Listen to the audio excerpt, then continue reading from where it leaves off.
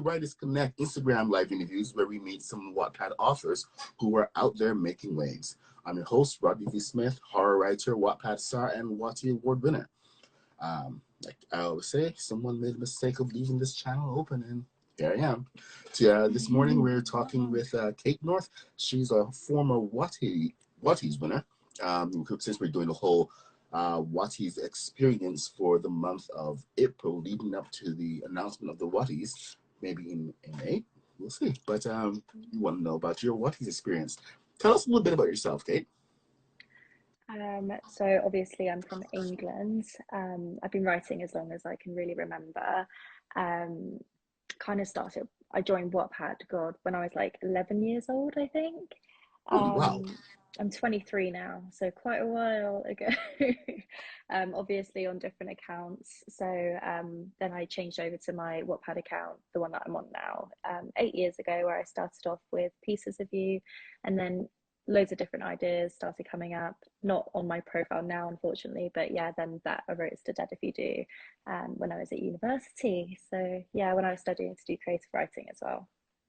No, it's amazing. I've actually spoken to a lot of other Wattpad stars, and this is the first time I'm actually speaking with you in face-to-face like this. So the accent just came out of nowhere. Oh, really? Did you not expect me to be British? I did not expect the British accent, so it's a surprise. There are quite a few of us who are in England. I don't suppose you've met any other Wattpad stars. I have not, no, but I would really love to. I have met, I've met Grace, Clouded with Stories. It's a really funny story. We went to school together in New Zealand. And then I left New Zealand, came to England, and that was a few years later. And she started messaging me, and she knew who I was, but I didn't know who she was. So it was a small world, but yeah. Well, you have I noticed on your profile you have some Wattpad besties. I do. Besides Grace. Yeah, Grace and Anna. Yes, and Anna. Well, I'm hoping to get Anna on and Grace on at some point. So let's see how much of a fight they put up. So so since you won the award, tell us about how you found out about winning the Watty for Dead If You Do. Oh my gosh. Yeah. So I found out that I won the Watties when I was refreshing my emails, checking for just offers, maybe. I don't even remember, but I was like checking my emails, and then suddenly this one came up saying that I'd been shortlisted, and then a few weeks later I got another email saying that I'd won. So that was how I found out. I was obviously extremely happy. It was something that I've been working towards for like 8 years, since actually actively writing on the site. So yeah, I was so happy. Well, you got the shortlist email first. Yeah. How did that feel when you got it? Where were you, and how did it feel? Yeah, I was at home. It was after I'd been working at my shift, because obviously I can't check my phone when I'm at work. So I came home. I was just ready to chill with my mum, and I was just literally checking through my emails, and I saw it, and my mouth like literally dropped. And I told my mum that I'd got shortlisted, and that had happened I think it had happened the previous year with Dead If You Do as well, where I'd been shortlisted, and I was really, really excited, but I also didn't think that I would win I didn't think that I would get it, because I've had so many like very close calls with winning a Watty that I thought it was like too good to be true. I was just like, oh, they're just doing it to make me feel better about myself. Well, when you were writing it, you weren't. I think we've lost Kate. I'm gonna wait for her to come back. Okay, so you're back. All right. You just dropped up for a second. When you were writing it, you weren't writing it in mind of being in a Watty, though. You were just writing it plain. No, yeah, I was writing it when I was at university, and it's fun because whenever someone asks me about my writing process with Dead If You Do, I feel bad saying it, but this book, I wrote it in 6 months, 90,000 words in 6 months. And that's the only ever book I've been able to do it. And it's literally like it just wrote itself. I had a beginning point and I had an end point, and I knew I wanted to get to that end point, and it wrote itself, and I've not been able to do it since. Some books are like that. Some books are give you a little bit more trouble. Yeah, I found it a very cathartic experience. I think the reason I found it much easier was because it was the first character. Haley was the first character where I kind of let myself into her voice. Whereas before, all of my other characters have been very away from me, like very separate. But Haley kind of just, I wrote from my own experience essentially, and it was a way for me to explore what had happened to me in my life. And it was really cathartic. And I think that's part of the reason why it was so easy to, do it. Well, that's one of the common themes that I found about when they're talking about what makes some stories stand out to be award winning, is that the voice is one of the most important things. It's not about just the plot structure and all of these details, but just finding that voice and presenting the story in your way. Yeah, and Dead If You Do was the first book where I'd let myself done that. It was kind of a very vulnerable experience for me in that way, because I was trying to be very open and honest with myself through her voice and through what she was experiencing. Even though I've never experienced like a murder mystery, like being in a college where people are getting killed, the other things were very relevant to my life. But you wrote this at college, right? I did, yeah. Oh, well, let me just read from the synopsis, just so everyone is up to speed. Dead If You Do is currently on Wattpad. You can just search for that specific title, Dead If You Do, and it's gonna pop right up. When Haley Bell is offered a scholarship to study at the exclusive Wood Creek College, famous for molding the world's brightest thinkers, politicians, and entrepreneurs, she jumps at the opportunity. When she arrives, the murders start. In a campus hidden from civilization in the mountains of Colorado, Haley's classmates are slowly turning up dead.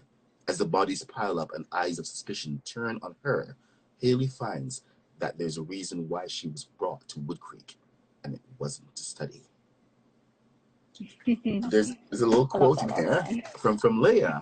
That opening line will hook you. I still think about it, and it doesn't stop. I binged this like crazy. This is from Leia, the senior editorial manager at HQ. So she was quite impressed with this. Yeah, Leah's lovely. All of she helped me enter the story from, because Dead If You Do entered paid before it won a Watty.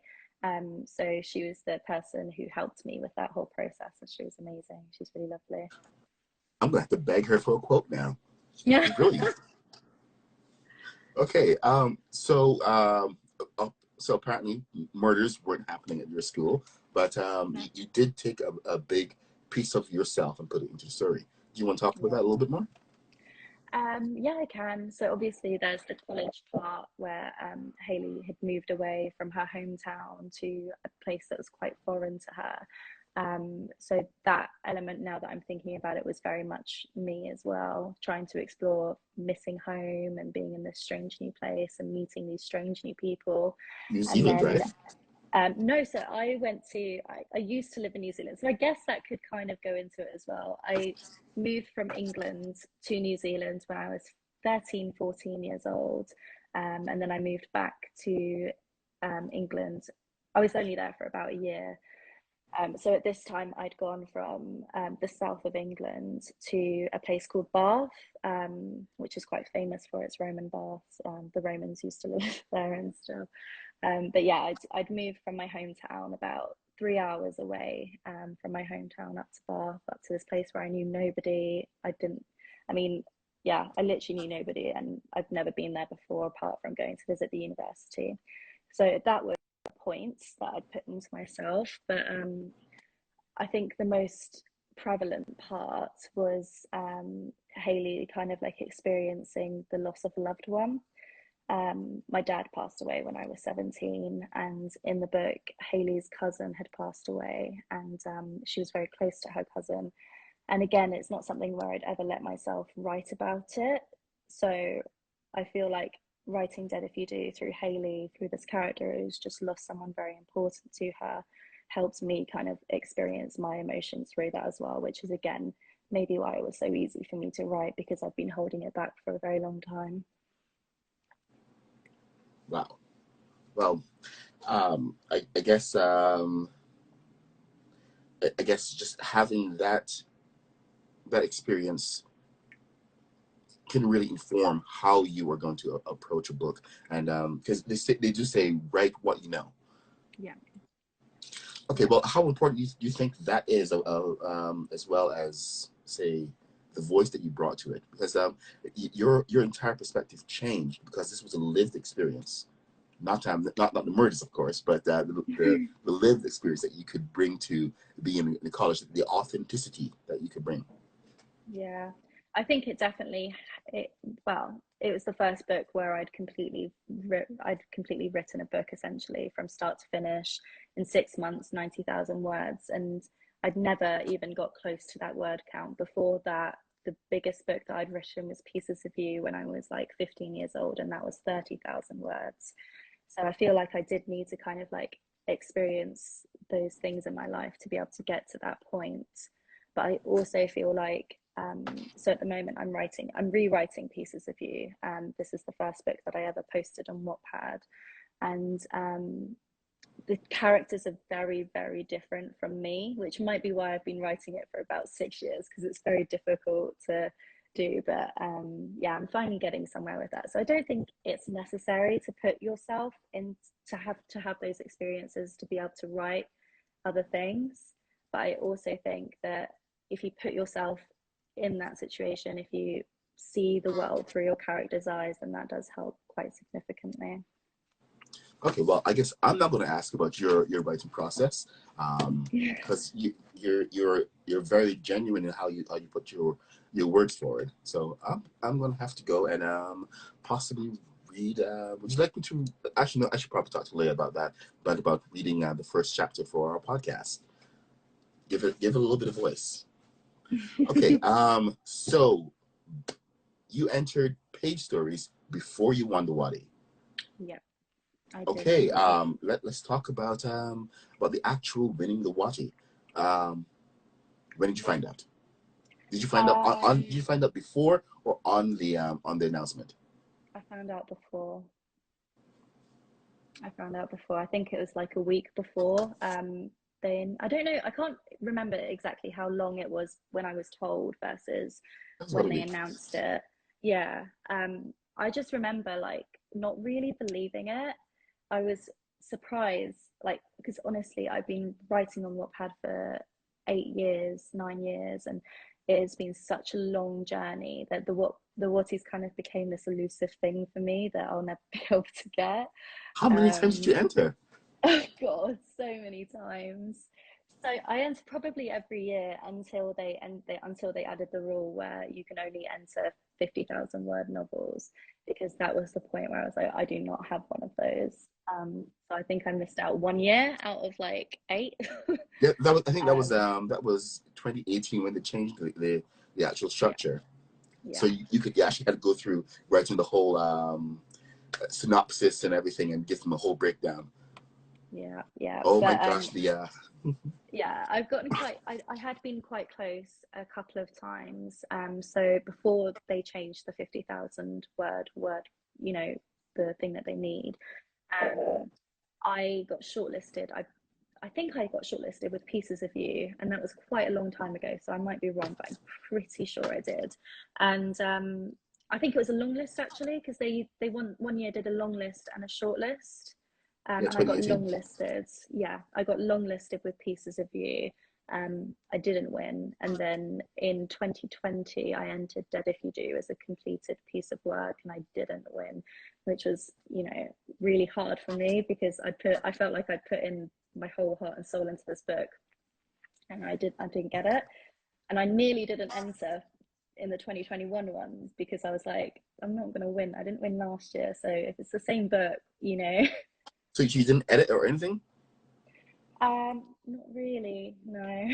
I mean, I think it had been like I'd gone over it for, obviously it had been edited slightly with Leah when we entered the paid program, because I don't think I lost the Watties when it was not in paid. I think it, and yeah, it was, I won the Watties when it was in paid. In the previous year, it hadn't been in paid and hadn't had any notice, I think, from HQ.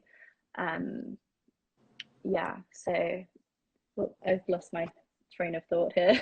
Oh, okay. Well, you were talking about just the whole process about when went in, but so you found it the week before. I Did found out the week before, yeah.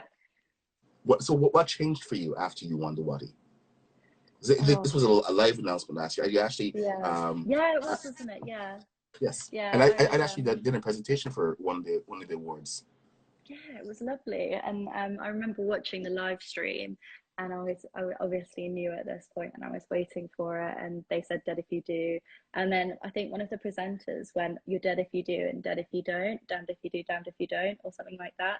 And that was what I'd wanted people to take away from the title as well. It was a play on the phrase of "You're damned if you do, and you're damned if you don't." So I just changed it to dead, and the presenter liked that. So I enjoyed that. And then afterwards, I ended up, I think, obviously I won the Watties, and then my like my engagement count went up quite significantly. I finally reached 10,000 followers, which is a goal that I'd been really trying to push to for such a long time. And yeah, it was just amazing. Like HQ were lovely. My family were like over the moon.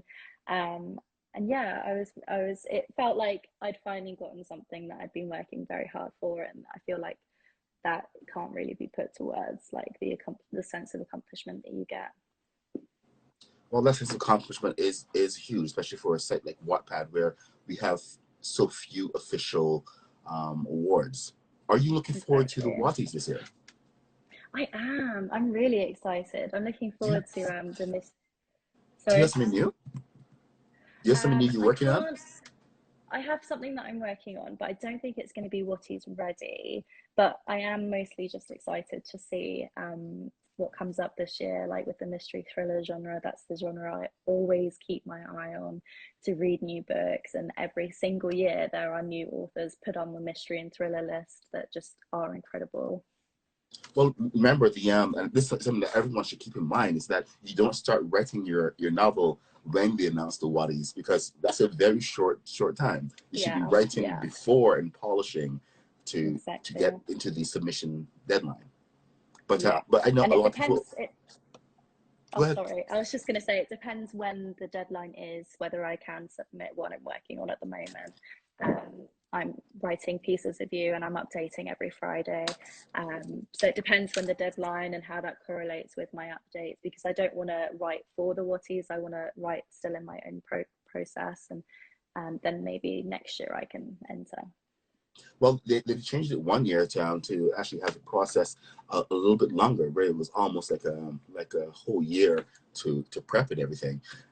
That's been changed this year again, but I think with the Watties boot camp going on and everything, it still puts people in the mindset to be writing now. Have you ever participated in a boot camp or anything? I have. So it was last year. No, it was in 2020. I can't remember the exact name. I know who ran it. Bear with me one second. Was it the Watties boot camp run by Holly? Holly, no, sorry, Morgan Ryder. Yeah. Oh, okay, good. Um, We were just talking with her. yeah, it was where I partnered with an author and helped them work their novel for to be ready for the Watties, essentially. Yeah, yeah, that's exactly it. So Yeah. you were a mentor. I was, yeah. High five to you. Don't leave me hanging. All right, there we go. I'm sorry. Oh, I bless have, you. have a bit of a cough this morning. All right. So tell us a little bit about the Watties boot camp. What inspired you to help out there? Okay, so I was kind of inspired to help other writers, because that's what I did every day when I was at university. We would have workshops where we bring our work in and we basically hand our work off to other people and they give feedback. So it was something that I was very, very used to. And I was kind of known in the workshop as being like the precise grammar and punctuation person. Like if you want your punctuation and grammar checked, you come to me, because I literally am like a nerd for it. And I just enjoy editing. I enjoy helping, and writing, reading a mystery thriller, it's what I do every day. So I thought, why not help someone do it as well? Okay, so I guess you really enjoy the genre. Do you often read outside your genre, or do you mainly stick to it? Ooh, yeah, I sometimes read outside, but it has to be, so I mostly read obviously mystery and thriller, and then probably second to that is fantasy, and then maybe third to that is dystopian. I'm still in like the 2012 dystopian era. All right. So who are you reading now? So I'm reading two books at the moment. One is nonfiction and one is fiction, all very well known. I'm rereading it. I read it every single year. The Hunger Games series, not too exciting because everyone knows it, but it's a book that I literally go back to every time around this year when the sun starts coming out. Okay, well, it's kind of ritual. Yeah, Writers absolutely. have all these little rituals. I was going to ask you. Okay, so how important do you think reading is for a writer? I started studying creative writing when I was 16 years old, when I went to English schools run quite differently from American or Canadian. When we're 16 to 18, we go to a place called college, or sixth form we call it, and that's basically a school separate. So it's like the seniors that just separate in a different school. And I started studying creative writing, and I had this incredible coach called Will, and he always drilled into us that you cannot be a writer without reading. Like what you read, it influences everything that everything you digest influences you. And I feel like for me personally, when I read a book, especially after doing a degree now, I try to see how the author has structured their books, especially when you're structuring something like mystery and thriller. I feel like reading as a writer is very important in seeing what else has been successful and how that author has done it, and how you can also do the same. So I think it's really important. Yeah, it's funny you say that, because I was reading Terry Pratchett's Small Gods recently. It's one of my favorites. I always go back to, and I was noticing these different things as I was reading, just the brevity of some of his sentences, and he just got sentences and the impact of it across in so few words, without all of these Yeah. layers of and adjectives and everything. It was just straight to the point, and it was funny as hell. So Yeah, I think it's yeah, it's so important. I feel like you can't just go about your life, like your writing life, writing through your own voice. I feel like you need to read all these other voices and try and understand them to be a good writer yourself, especially obviously in that sense, but also in the sense as being a writer with, writing technically, you need to be able to see what has been successful, how that author has done it, and to be able to be successful yourself, even going out of your normal genre, normal form, like maybe trying poetry to be better at figurative language, because all of that influences how you write and how you go about your writing process. Yeah, writers are constantly learning. That's one thing. Absolutely. And if you aren't learning, then you're probably doing something wrong. Exactly. I do notice that you are in training to be a primary school teacher. I This is part am, of your yes. this is part of your giving back and helping the next generation. Yeah, absolutely. I am just got a job as a teaching assistant starting in 2 weeks. And that's for the primary school. So 6 and 7 year olds are going to be my class. So I'll be the teaching assistant until the end of the summer term. And then starting September, I go back to university to train as a teacher. Brilliant. Well, it sounds like you Yeah, have a lot lined up for you. Okay, well, lots of work. Yeah. we have about 5 minutes left. So let me just talk about your Wattpad journey. You're now on in Page Stories. You've been on there since you were 13 years old. What what are you really looking forward to in the next couple of years on Wattpad? There's a lot of things to look forward to. I'm looking forward to seeing what will happen with my future books. I've always had a home on Wattpad, and HQ have been very, very welcoming to me. I've actually got a couple of meetings lined up tomorrow and then the day after tomorrow just to have a little chat with them. Um, yeah, I'm really excited, especially for like writing Pieces of You. This is a story that I've wanted to complete for a very, very long time, and I'm really excited to get the chance to do it. But it's going to be a bigger story. Yeah, well, this is the thing. So Pieces of You I've really struggled with because the structure is taken from two different characters. So one chapter is by my character Jamie, and she's writing about the events after Blair dies. And then the other chapter is taken from Blair's perspective, which is written before she dies. So they kind of like feed into each other as they go on. And the structure is that you see the after effects of Blair's death, but you also see the events leading up to it through Blair herself.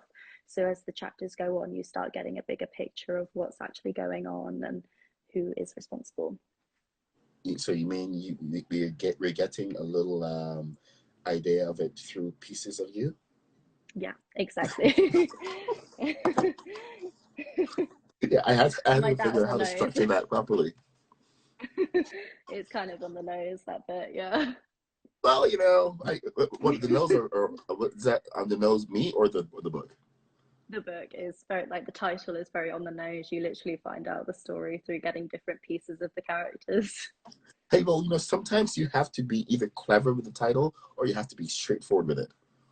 I love doing my titles. I've obviously got Dead If You Do, Pieces of You, and then also To the Grave, and then To Die For. I like using phrases and changing them into titles.